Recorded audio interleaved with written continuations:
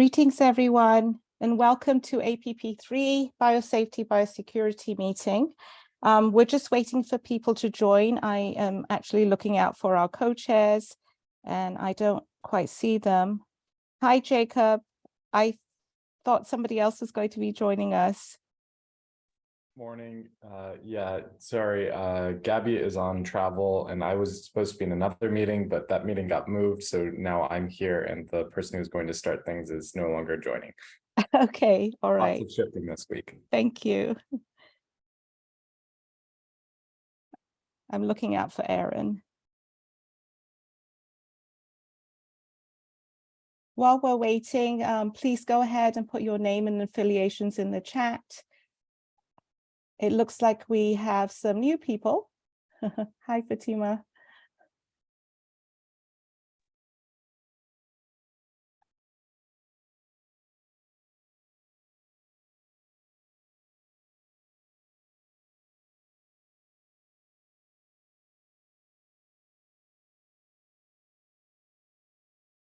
So in the interest of time, I'm just going to go ahead and call the meeting to order. I wasn't supposed to be the one leading the meeting, but I'll do my best. For our agenda today, we will have a presentation, and we're really grateful that Ben Wakefield with Johns Hopkins Center for Health Security and Ludi with the World Health Organization will be joining us for their presentations. And then we'll go ahead and we'll have our APP3 working groups discussions. So for those of you that were on last time, we actually joined the working groups and started those off. But for those who did not join, please feel free. We'll have a debrief session and then you can choose. There's actually an interest form link that went out. And if you have not already signed up, we will resend it with this, the next invite that goes out in the meeting minutes. So please go ahead and sign up for one of those working groups. And then we'll have an open session for any other business programmatic updates, upcoming meetings, and so on.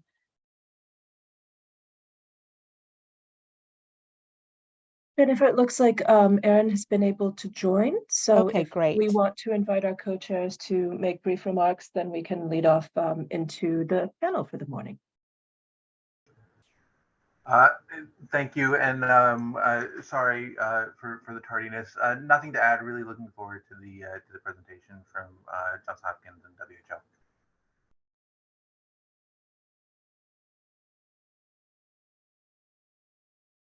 All right, well, then I will lead into our panel. So again, I'd like to express our gratitude this morning for our guest speakers who will be presenting on a framework that is under development as a collaborative effort of WHO and Chatham House with support from, I'm hoping that you all will explain exactly who has contributed to the development of the framework.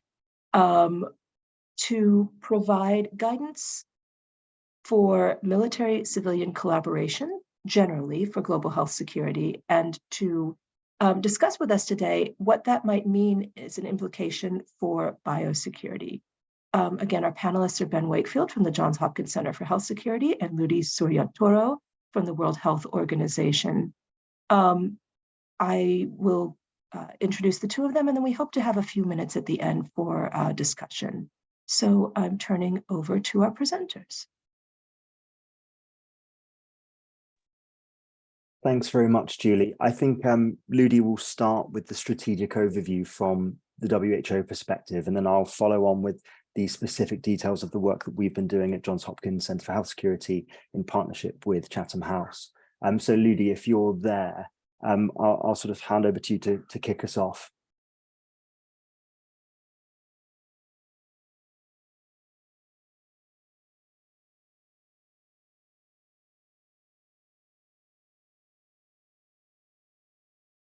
I think we may have just lost Ludi by the looks of things. He was there for just a moment, and then unfortunately he disappeared. Let's wait a minute for him to rejoin, and if not, I can jump straight into the specific project that we did, and then Ludi can give the strategic overview afterwards. If that works for you, Julie. That's Great. And then I think just while we're waiting for Ludi to join, one of the reasons that as an action package, we're so excited to have this presentation from you is that civilian military coordination is one of the areas of the work streams for APP3 this year. So learning more about the work that has been done with Chatham House, Johns Hopkins, and WHO to develop this framework, I think will be extremely helpful for us to understand what the broader discussions have been at the global level, looking broadly at global health securities. Then we can think about how the implications of that for the GHSA Biosafety Biosecurity Action Package.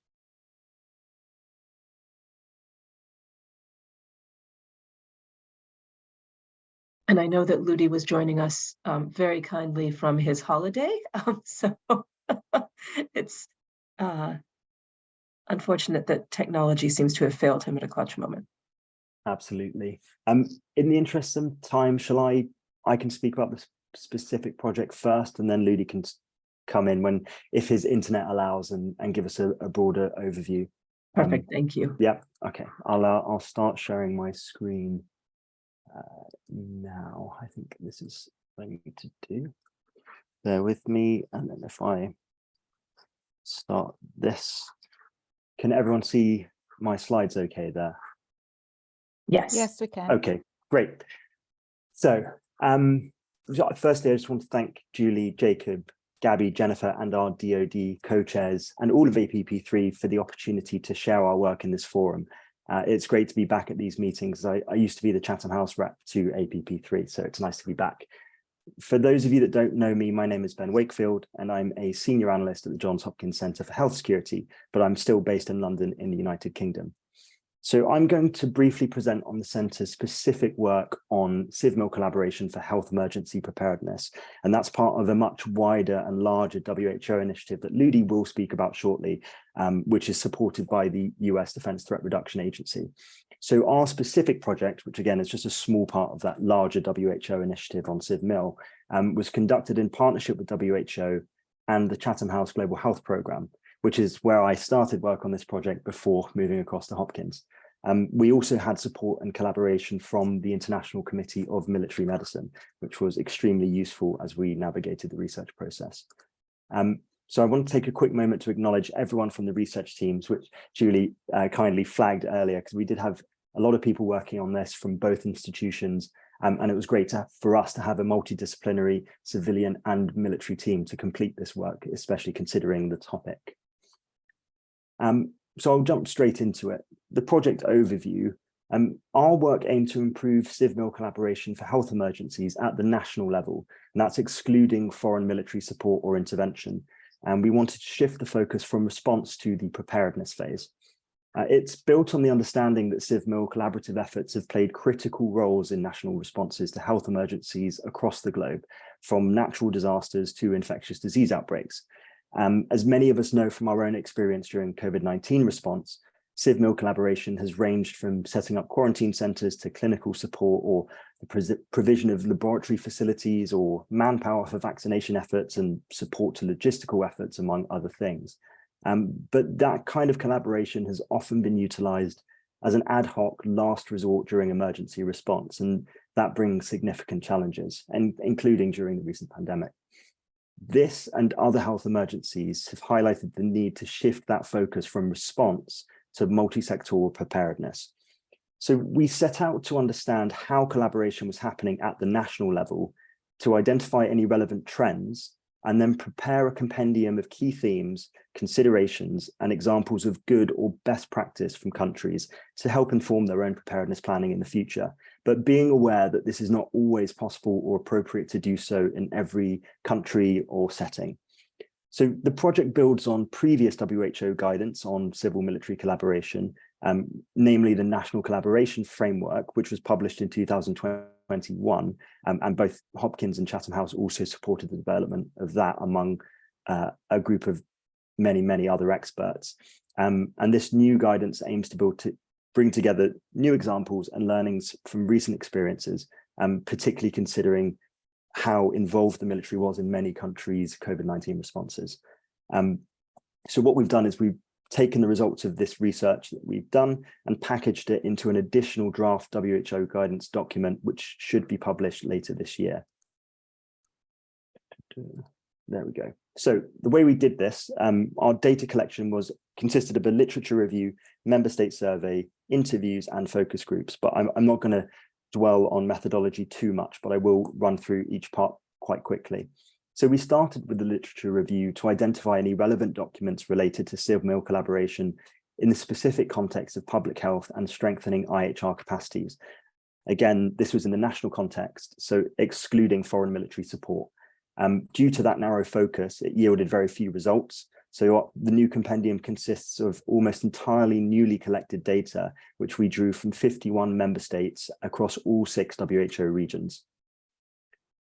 So following the literature review, we conducted a member state survey, which was distributed through the WHO regional offices. We had 30 responses from countries across all 6 WHO regions. This was a great start, but many countries were too focused in actually responding to COVID-19 than filling out our survey, because we sent it out in 2020. So that was entirely understandable. But we needed to complement that data collection with additional methods. So that led us on to the key informant interviews. We had several key informant interviews with senior civilian and military stakeholders. And here we had representation from 17 WHO member states across 5 WHO regions. And we typically had around 2 to 4 people from each of those 17 countries. And these were conducted on a not for attribution basis. This information was then triangulated with 3 separate focus group discussions, 2 of which we managed to hold in person and 1 virtually. And across these groups, we had 24 member states and all 6 WHO regions represented. Then finally, once we'd gathered and analyzed all that data, drafted the compendium, we validated that at an international WHO consultation meeting in Geneva last month. And now the document is in the process of being finalized. So here's a visual representation of the countries that we had involved in the project, which I'll just let linger there for a moment while you have a look. But I'll move now on to an overview of the compendium, that document itself. So it builds on that guidance in the National Collaboration Framework that was released in 2021. It identifies lessons, challenges, considerations, and good practice from member state experiences. And it details these under 5 key thematic issue areas and 10 high-level considerations. What we hope is that this provides evidence and guidance for member states to incorporate civil collaboration into preparedness planning where it's appropriate. So the 5 key issue areas were identified during the project, and the document highlights examples of common challenges, considerations, and good practice for collaboration, evidenced by country experiences in each area. So we had capabilities and capacities, institutional infrastructure, legislation, communication, and of course, funding. I don't have time to run through all of these in detail, but I can give you some brief examples of the first issue area just to give you an introduction. I can get to the next slide. There we go. So for capabilities and capacities, this refers to the range of resources available to both civilian and military partners to engage in health emergency preparedness and response activities. One of the common challenges we heard is that both civilian and military personnel may have an insufficient understanding of the other's capacities and capabilities to assist. And one quite striking example we had was that a civilian responder may know that the military has the capability to provide 2 field hospitals and 2 static military hospitals, but they may not realize that there's only the capacity to provide enough clinical personnel to operate either the field hospitals or the static military hospitals, but not both simultaneously. So we then have a situation where the actual capability is overestimated by 100%. So we include a number of considerations or questions in the document, which can be used to help guide preparedness planning and try to avoid these kinds of situations. So some solutions and examples of good practice relating to this challenge include the use of joint exercises, as well as embedding military personnel at civilian health facilities or providing opportunities for civilian medical personnel to participate in military reserve activities or be attached to military operations. And what we found from country experiences who have done this was that it helped individuals build their understanding of the other sector as well as build relationships and improve trust across the sectors, and then help avoid situations like the example I just outlined. Now, the document goes into detail on various different challenges, considerations, and anonymized examples of good practice, and including some more detailed pop-out box examples that we heard from different countries, but that aren't attributed to them for each of those issue areas that I had outlined. And then finally, the guidance provides details of 10 high-level considerations for developing and improving CivMil collaboration for health emergency preparedness. Now, it's intended that these high-level considerations can be used by member states as additional guidance to implement and strengthen national preparedness planning. This research was focused originally on preparedness initiatives for health emergencies. However, due to the interconnected nature of preparedness and response, these high-level considerations also include some guidance for response declarations. I've included 3 of the 10 considerations here on the screen, which include capacities and capabilities, communications, and funding as some examples. And these are in the document, they're in much more detail. But I can give you a brief overview of that first one, which is countries should consider regularly mapping capacities and capabilities of both sectors to better understand how collaboration can occur before, during, and after health emergencies. So countries should have a clear understanding of their capabilities and capacities within both sectors, as well as an awareness of what each sector needs to develop efficient and successful collaboration. And this can be done by ensuring a systematic approach is in place to assess and evaluate capacity and capability, and therefore allowing for easier engagement between the sectors and a better understanding of where and how CivMil collaboration can be implemented to prevent, detect, and respond to health emergencies in a thoughtful and non-duplicative way. So we suggest that mapping of capacities and capabilities be regularly performed at the national level to ensure there is an up-to-date assessment of potential areas for collaboration and to promote greater engagement between the sectors. And linked to this, and as part of the broader piece of work that WHO is undertaking, and I'm sure Ludi will talk about when he rejoins us, is that WHO is currently developing a member state mapping tool that their countries can use internally within their own governments with no obligation to share or report that information outside of their own government, which should help to facilitate this process between the two sectors. And the Hopkins and Chatham House research teams have also been supporting WHO with the development of that. I don't want to take up too much time, and I hope that this has been a digestible introduction to the piece of work that we've done, but we'd be very happy to share the document with you all when it's published, and very much looking forward to hearing from you and what any questions that you might have or interest you have in the project. So with that, I'll finish and hand back to you, Julie, and thank you again. Thank you for listening, and thank you for having us on to speak about this. Thank you so much, Ben.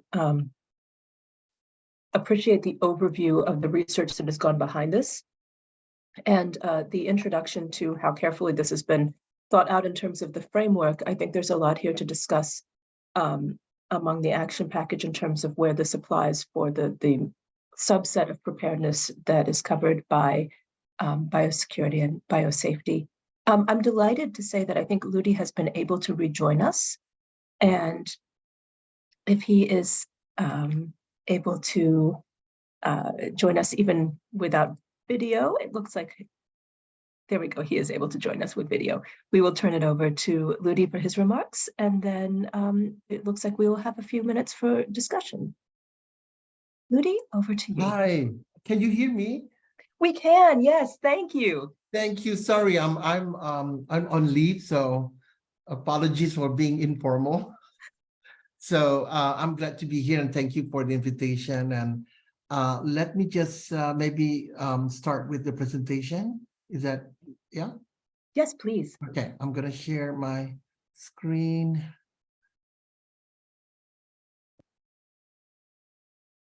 Can you see the screen?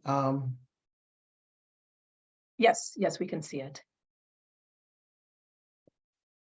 Yeah.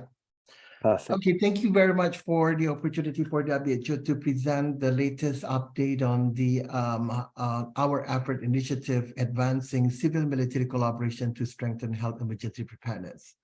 Just to provide you with a context, you know, how it comes to the the civil military or the multi-sectoral engagement within the IHR monitoring evaluation framework. As you can see that most of you understand about how country can build their core capacity from self-assessment to joint external evaluation to risk and vulnerability assessment into the development of a national action plan. And all of this stepwise approach would require a very well-functioning of cross-sectoral collaboration. Without cross-sectoral collaboration, we cannot address the health security as a whole. So our unit is called Multi-Sectoral Engagement for Health Security Preparedness, of which we are the unit responsible providing technical and convening mandate to support countries in the prioritizations and development of national policy that support multi-sectoral engagement and collaboration.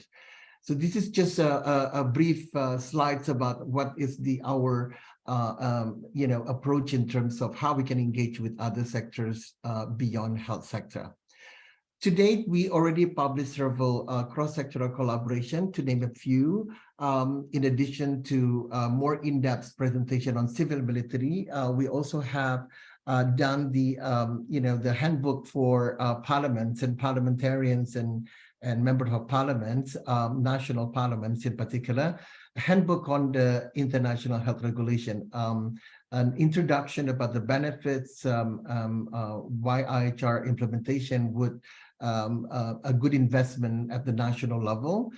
Recently, we just have our first national workshop where we met with South Korean parliaments, national parliament members, of which we discuss about the work of health security in South Korea and why Parliament should take the role in terms of their provide investment, but it's also monitoring and how this return investment to the national security and national policy would benefit the population and so forth. We also developed the urban preparedness, which is in our unit. So it is the resolution of WHO by 18 member states to engage further in terms of local authorities on how the cross-sectorality within the urban area would be something that we should strengthen in each city. So we're going to have the Global Prepared City Initiative, of which we're linking all cities around the globe in terms of their capacity to prevent, detect, and response. In the civil military, the turning point is starting in 2017 when we have a meeting in collaboration with the ICMM, International Civil Military Medicine, where a national framework collaboration is starting point, a discussion about the guide that is needed to strengthen at national level between civil and military. And further, we have a meeting to discuss and finalizing the NCF guidelines in Hong Kong, where we discuss the rest of the consultation from Jakarta to Hong Kong to finalize and get the member states engaged in terms of the NCF guidelines. So all regional offices also contribute to these guidelines.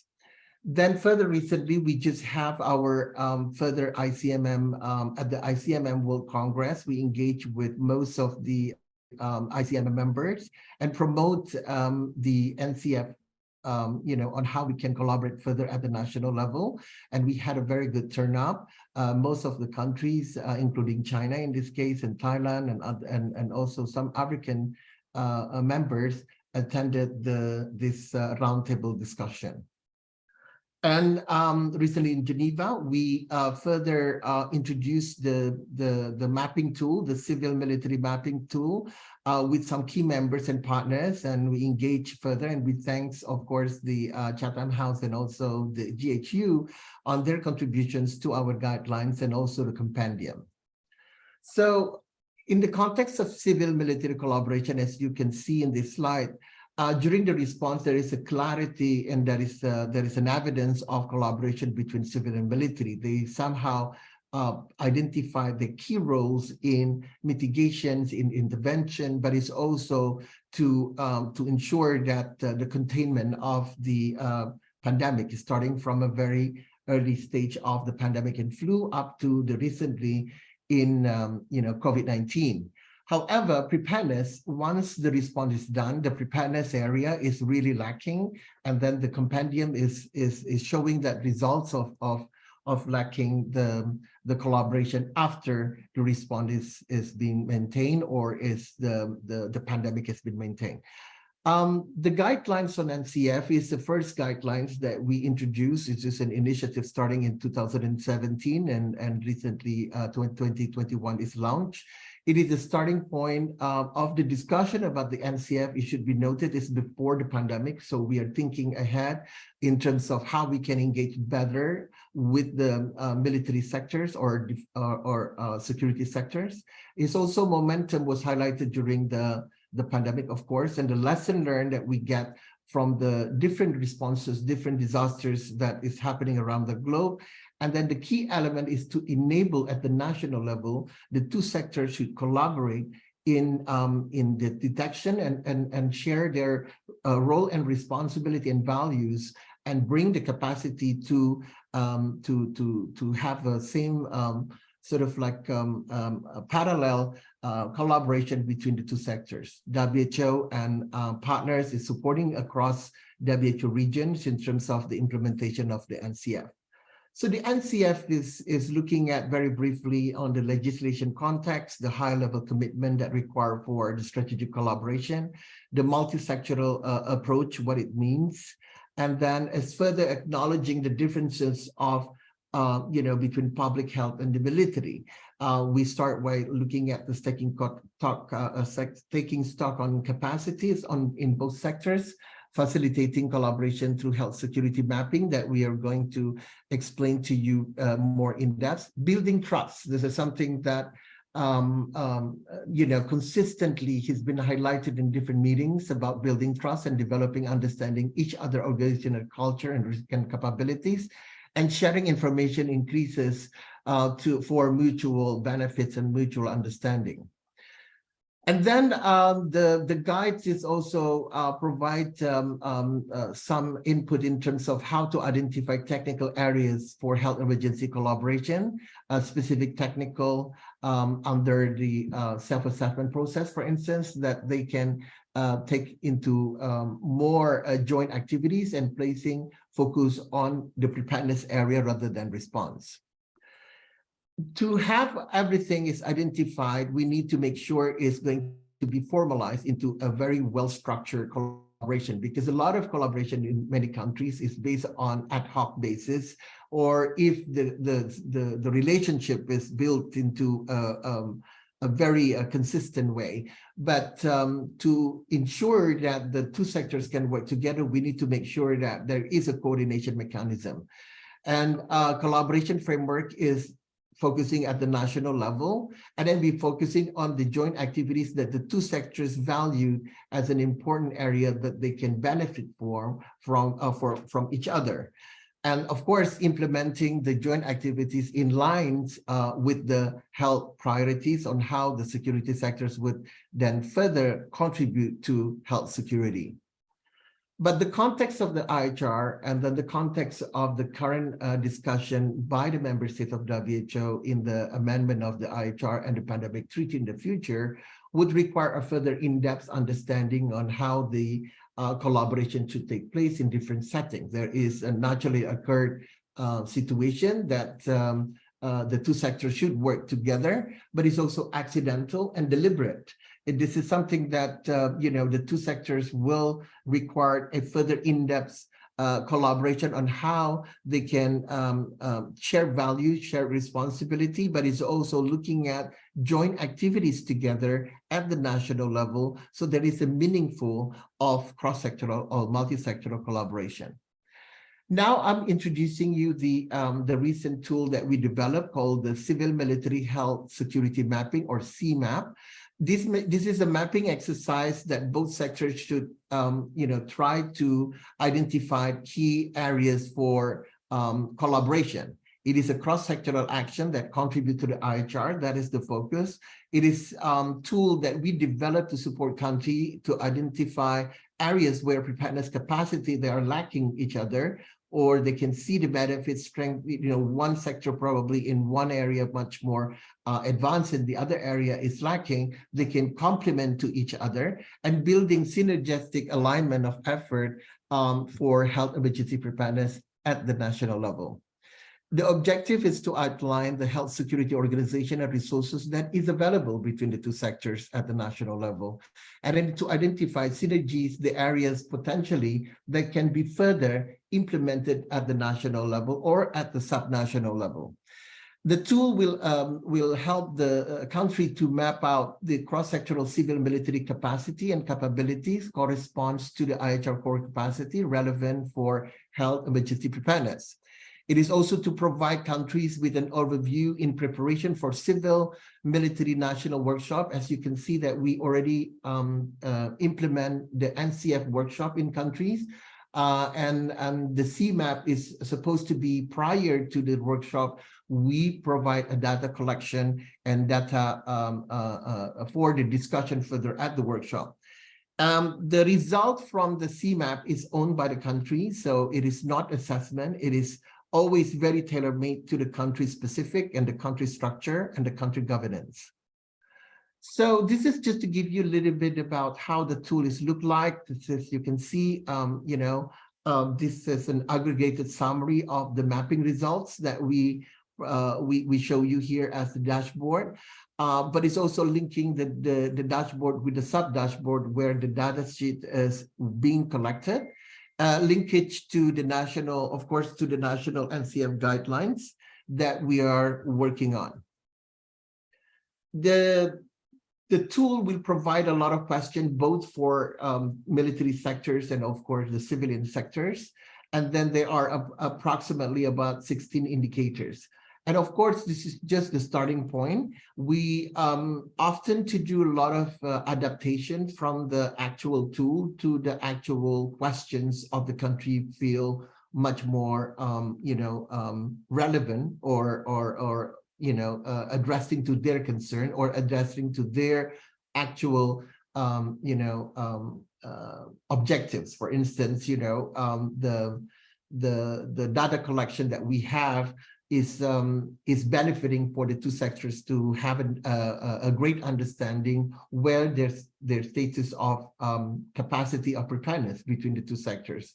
Some is overlap, but some is shows a lot of indication of lacking one sectors with the other sectors.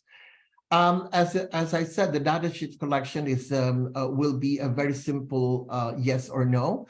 That's the way that we develop, rather than because it's not an assessment process. It's not about how hierarchy is there are. It is a simple where the question makes sense for the two sectors and how the two sectors understanding each other. There are areas that they don't understand or they never been even engaged with their counterpart in the country. So recently we tested the CMAP tool in Georgia. So the overall feedback is very good in terms of the CMAP tool. They requested to be readapted because in particular on the biosecurity area and the CBRN. And also they would like to engage further in terms of additional institution that to be inclusive in the CMAP tool workshop. In this workshop, we completed the exercise. All the sectors is participating, but there are about 4 ministries: Interior Ministry and Defense Ministry, Health, of course, Ministry of Health, and Georgia CDC, and also National Guard. Through this exercise, we identified there are so many areas of potentially that they can work together or they can improve the preparedness area. For instance, they have a legislation, but they never been able to use the legislation because they don't connect it to each other. They have a different perspective of risk and the different perspective of the mitigation intervention process. And it is quite rewarding when we hear a lot of feedback from both sectors and they are keen to work together. This is the first time actually they are sitting together and they realize that there are so many different there are differences, but similarity of program or similarity of projects they're currently doing. Certain area, of course, is not for sharing at the workshop, but it allows the conversation flow. So this CMAP workshop in Georgia proven to be very, very useful. And then they propose even a better way, because a lot of sectors in the country, they don't really recognize JEE or understand the JEE, or not the right people who's attending JEE. And they propose with the CMAP tool, we can engage further in terms of linking public health and security sectors prior to the JEE to make sure that the other sectors is inclusive, not only just participating in the assessment process, but actually going forward until the development of national action plan on how the country can accelerate their capacity by looking at the national level, in terms of resources, human, expertise that they can fill in or complement to each other. So just to to summarize, this is just a dictionary in terms of the CMAP tool. We don't do the percentage. The percentage is based on the yes or no, as I mentioned earlier. I don't have time to provide and demonstrate the tool itself, but the next time we can use it and demonstrate to you the actual tool. Now, moving forward from Georgia, we have a request currently with Nepal, and Nepal is already sending to us in terms of what they wish us to do. Instead of only at the national level, they go down to the sub-national and the local level. They would like to have linkages between different roles and responsibility of preparedness, capacity, and capabilities that they can identify, they can strengthen together from the military level, civilian, police arm, and Nepal police. So there are different, of security sectors in different levels.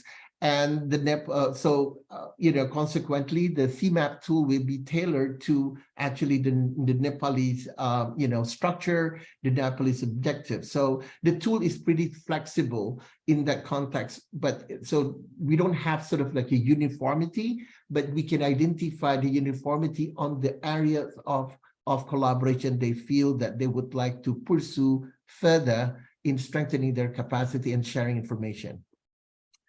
So just to summarize again, it is, to be able to use this tool, should you be, somebody who's very expert in Excel? No, the tool is make it very simple for you. It's a matter of a click, basically. Normally, it is adapted for the purpose of the useful of the country. Yes, it is very tailor-made context, and we developed the tool for the country. So we got the result from the first CMAP tool on the two areas of collaboration, but we suggest that every 6 months they can review, or every year if they feel that they would like to accelerate further on the area of collaboration, they can use the tool again and see where's the gaps and needs between the two sectors. And the tool is used by the military and civilian sectors is identical, of course not, because it's different, different mandate for each ministry, different objectives, but we are trying to complement with each other.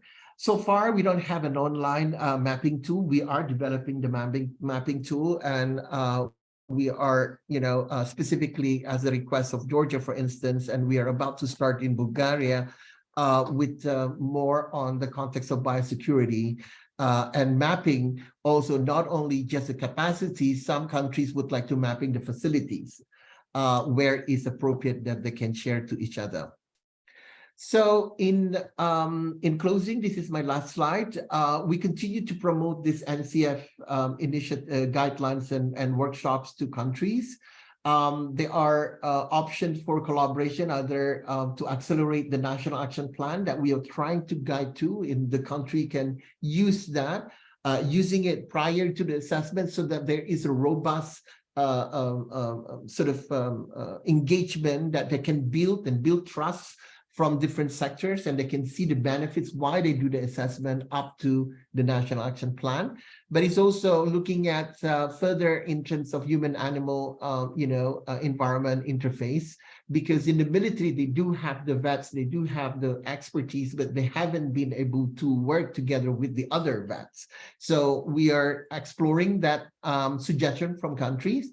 As I said, biothreats is one of the priorities that we are engaging with many countries, because they believe that in order to defend at the national level, they need to make sure that the two sectors can functioning together. We continue with development of training tools, either for the CMAP as well as for the NCF. And I said, I mentioned earlier with the index of more engagement on human-animal interface as well. We are about to start the workshop in Bulgaria in August. We're going to start also in October with Armenia and other countries. We will be expanding by next year's in the WIPRO region in the Pacific. We engage also additional partner in addition to DTRA. Other partner is joining in right now, and Sierra and AMRO, and of course EMRO. We are also would like to develop this cross-sectoral collaboration between civil and military into a network. And this network can be helping each other. Once they have a collaboration at the national level, they can see their peer understanding where they are, would be the benefits for the country to have the two sectors to join forces together in the future. Technical consultation, we are going to organize in Egypt, in Cairo, with all regional office and all the countries who are participated or will be participating in the NCF workshop or the CMAP. We're going to discuss further on the network, particularly in Egypt, to make sure that we can share, some experiences and, support other countries when it comes to the area that is quite new in their perspective. So yes, the NCF workshop will continue, and we will be expanding, and we call upon all partners together to work, and those member states who are interested to develop this further, they can contact us. And we are looking forward for a better multi-sectoral engagement in health security. I think that is the key. We are, in addition to the civil military, we are also developing the a new initiative called Global Health Security Diplomacy. This is basically more about the ability of the capacity between Ministry of Health and Foreign Affairs and other ministry that is relevant in the context of negotiation. As you can see that many of negotiation either is a very technical or very diplomatic conversation. And I think sometimes, many countries not ready to sit down because they're either going too in-depth technical or too in-depth into a very political relations context. And with the GBS, our governing bodies unit, we will be collaborating and discussing about this area of work, which is new, to enhance, the country capacity as part of the IHR capacity in the future, so they understand on how they need to compromise and consolidate, and also to reach a consensus process in the future when it comes to global health security. The other initiative that I can share with you is also on health security between tourism and health. Particularly for small islands perspective on how they can do better on the preparedness capacity. This is would engage a lot of preparedness area, because this is the most of the small island countries are dependent on tourism. So we would like to engage in this area with a point of entry, with much more stronger in terms of member state capacity in the implementation of the IHR and protecting the economies in particular. And the urban, we are going to have a meeting also in Cairo for urban preparedness engagement with several local authorities. We already engaged with the New York City Authority. We have a conversation with a number of nations right now, including China, South Korea, Japan, Thailand, Botswana, and a lot of Latin Latin America, so like Peru, Colombia. So we are engaging connecting all the city authorities in the future so that they can defend it better, they can understand better, they can protect the economy, they can do better in terms of infrastructure for health security and development on human investment, human capital investment in that particular cities or particular country. So with that note, I thank you very much. I hope this is useful for you, and I'm looking forward to further collaborate with you all. Thank you, Julie. Over to you. Thank you so much, Ludi. I really appreciate the strategic overview, and thank you so much for sharing your time with us on your holiday. I noticed that that Dana had already asked a question that Ben responded to in the chat about whether countries had discussed how their national militaries might engage with allies and partners to enhance their own capabilities, and that so far the focus has been primarily national. But I would like to invite any further questions at this point while we have our speakers here, if we can impose upon them for just 1 or 2 more minutes. There have also been some requests for the presentations that could be shared with institutions represented here, and we'll follow up with that as well. Thank you. Are there any questions for our presenters today?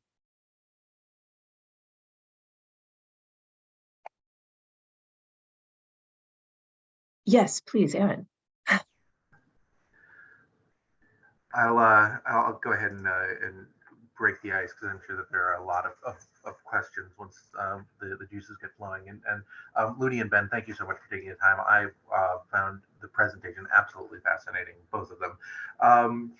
I'm wondering, well, and really intrigued and I think energized by the mapping tool.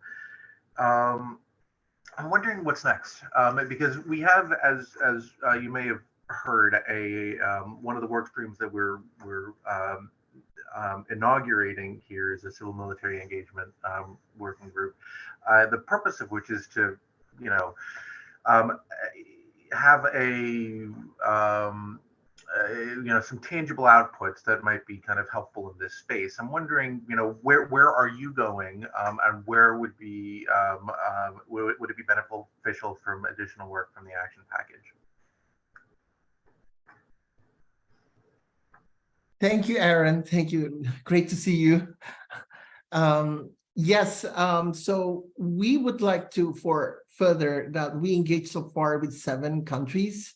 That is currently ongoing on the NCF and the CMAP. So we're going to start gradually as what is needed, I think, in the first year and this year and second year, next year, is really focusing on the area of collaboration, because we started, just with Georgia. It shows that there are trust issues, there are, many issues, but then it was discussed, and that's the beauty of it.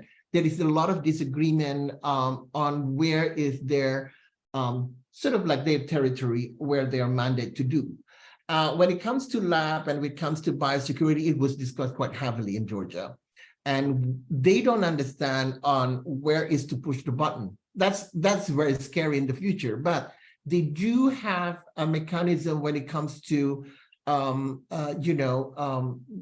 sort of like working in the response, because there will be a leaderships coming in. So what we discussed then, our priority is to make sure that there is a house within the country, and they can identify that mechanism coordination between the 2 sectors. And we started something that they're pretty comfortable to work with. And I think, I'm quite, quite surprised in Bulgaria or in Azerbaijan or in Nepal. They are immediately looking at the issue on CBRN, more particularly is their context. And what GHSA Action Packages Group can do is basically we can work together, and I would be more than happy to do the CMAP with the members of this particular action packages, and looking at not only on the capacity, if possible, also on the facilities. Not necessarily everything, but it's something that we can build upon. We know where the status are. When each country know where these are, then they can even better to communicate interoperability between systems. And the system can be unique, right, between the two sectors, but the interoperability can be discussed. And this is what we are doing. So from the SOP, they're requesting a lot of SOP development between the two sectors. How can we just identify it is one thing when we did the workshop.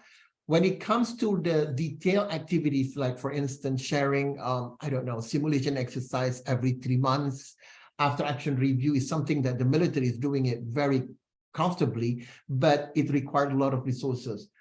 Financial, they're requesting a lot of financial issues in terms of sharing this sort of like joint activities together.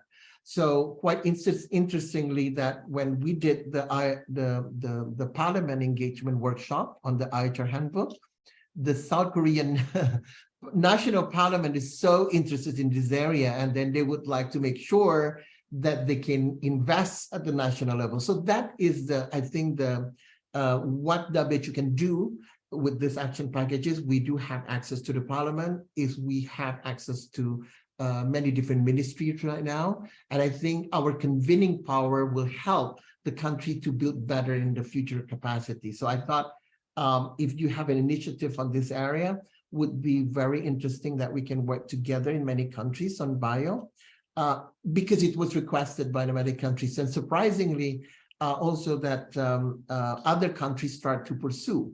They are interested in this area, not only just because of the capacity, but infrastructure.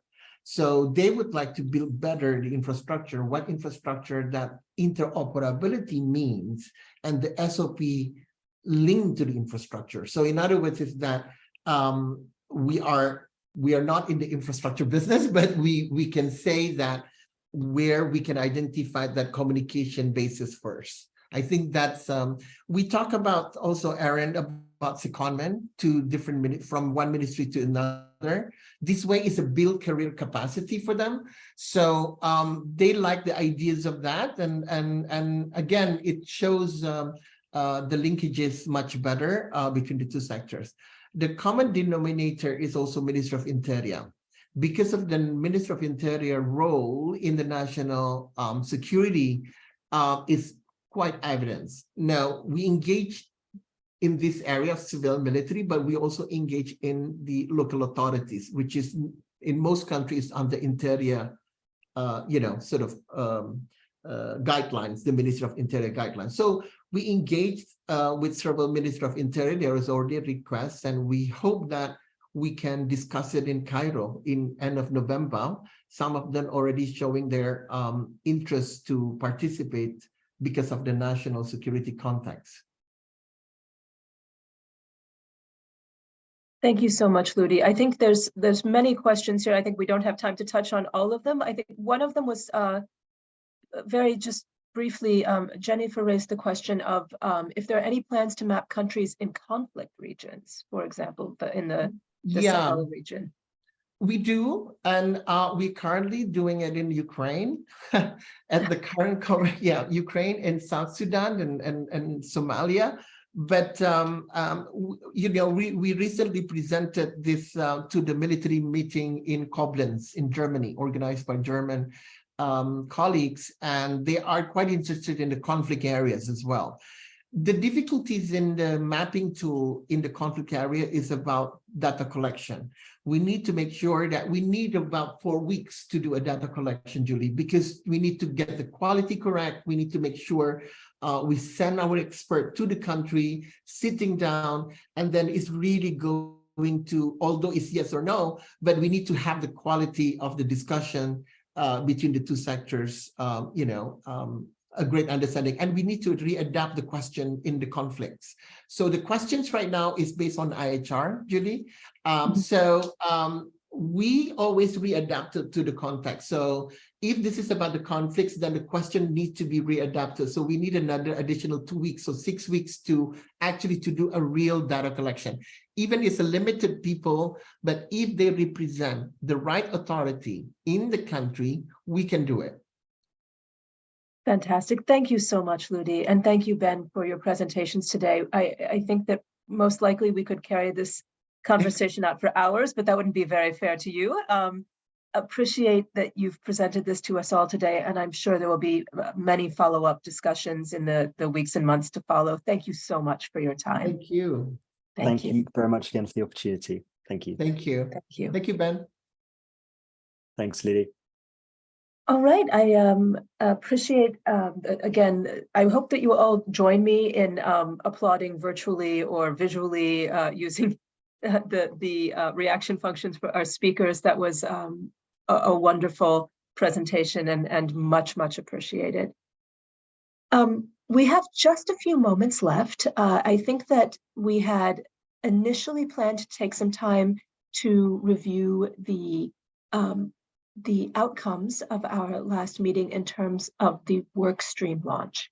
Given the how short time is, I would like to propose among the chairs and the rest of the team here that we save that summary for minutes, ask everyone to follow up, and briefly note that, as Jennifer announced at the beginning of this session, that the form to express interest in those work streams has gone out to all of the points of contact for this action package, and that the next step is really to look for everyone's engagement so that we can start the work of those work streams in earnest. In the last few minutes, I would like to turn to our co-chairs. Erin, if you have any remarks you want to make, and also this is an opportunity if any of you have events that you would like to announce or upcoming events that you would like to highlight, this is a wonderful time to either raise your hand and offer a quick intervention or to drop those into the chat. And turning to you. Thanks so much, Julie.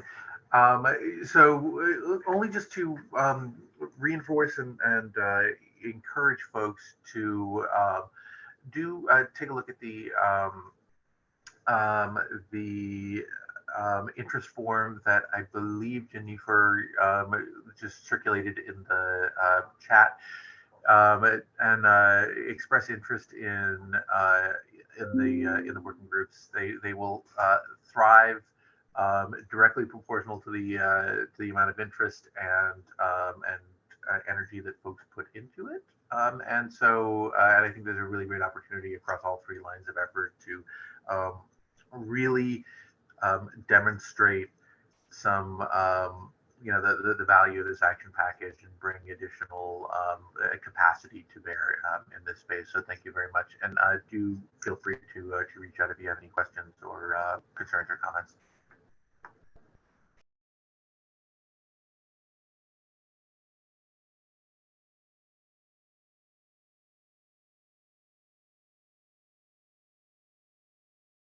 And I just want to note that in the chat, Luis dropped a note that the registration is now open for ABSA's 66th Annual Biosafety and Biosecurity Conference. There's a link there to follow up with the logistical details. And again, as just mentioned, there will be follow-up for those who've already filled out their interest forms. Not seeing any hands to announce any other events. Jennifer, any closing remarks? No, I just want to say thank you so much for the brilliant presentations, and we really would love to invite Ben and Ludi back as you do more of the mappings with different countries. I think that's all from me. Please do fill out the interest forms so that we can reach out to you and we can put you in the different working groups. And I think at the next meeting, we should start with a share out from the groups because some of us did already meet. That's all from me. Thanks. All right, then I think that I'm in the position to thank everyone for coming today. Thank you all for your time and for joining the APP3 meeting today. Again, we appreciate the presentation by our guests and look forward to following up on your expressions of interest so that in our next meeting, we can find time to devote to discussions of the workstream topics and our next steps on the milestones and deliverables that we began mapping at our last meeting. Thank you so much, everyone. Thanks, Julie. Thank you. Thanks, everyone. Thanks, Julie, for taking over. Not sure how it happens, but there we go. It always does. Thank you. Oh.